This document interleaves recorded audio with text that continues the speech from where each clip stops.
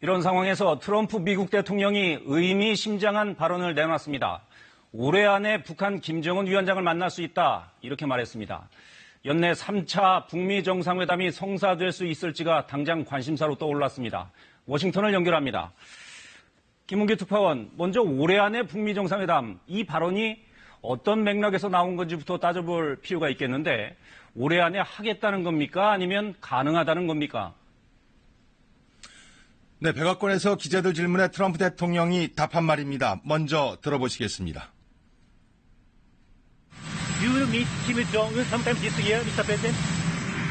At some point, yes. He will. Certainly, they want to meet. They'd like to meet. I think it's something that will happen, and we'll see. But Kim Jong-un, I think something can happen, yeah.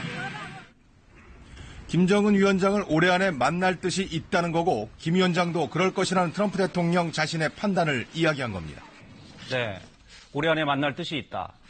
북미 실무협상 일정도 아직 안 잡힌 상황인데 그런 얘기가 나왔어요. 3차 정상회담 얘기가 먼저 나왔습니다. 어떤 의미로 봐야 될까요?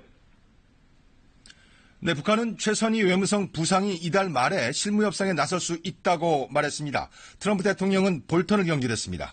1년도 더 된 볼턴 보좌관의 북한에 대한 리비아식 해법 발언을 큰 실수라고 했는데 리비아 모델은 이후 미국이 언급한 적이 없습니다. 북한을 향한 메시지입니다. 실무협상 곧 열릴 거고 정상회담에서 단판 짓자는 의지가 투영된 것으로 보입니다. 네, 물론 볼턴 경질이 북한에 대한 메시지겠지만 북한은 새 계산법을 갖고 와라 이렇게 말하고 있는데 미국이 그렇게 할까요?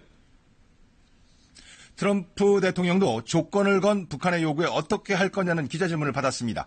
지켜보자며 구체적으로 답하지 않았습니다. 실무협상에서 양측이 논의할 문제로 보는 것 같습니다. 조건, 납득할 계산법 등 실무협상 만만치 않습니다. 3차 정상회담 성사까지는 가야 할 길 아직은 멀어 보입니다. 네, 3차 북미 정상회담은 마치 시한을 정해놓은 것 같습니다. 북미 두 정상이 모두 올해 안이라고 했습니다. 이유가 있을까요?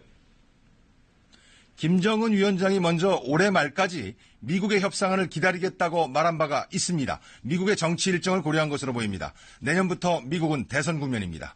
트럼프 대통령도 내년엔 북미 관계에 집중할 여유가 없습니다. 올해 외교 성과가 필요합니다. 눈에 보이는 성과로 북미 정상 담판을 통한 북핵 문제 해결을 우선 꼽는 것 같습니다. 성사되면 북미 간 실무협상에 속도가 붙을 수 있다는 전망, 그래서 나옵니다. 네, 알겠습니다. 좀 더 지켜봐야 되겠습니다. 워싱턴에서 김은규 특파원이었습니다.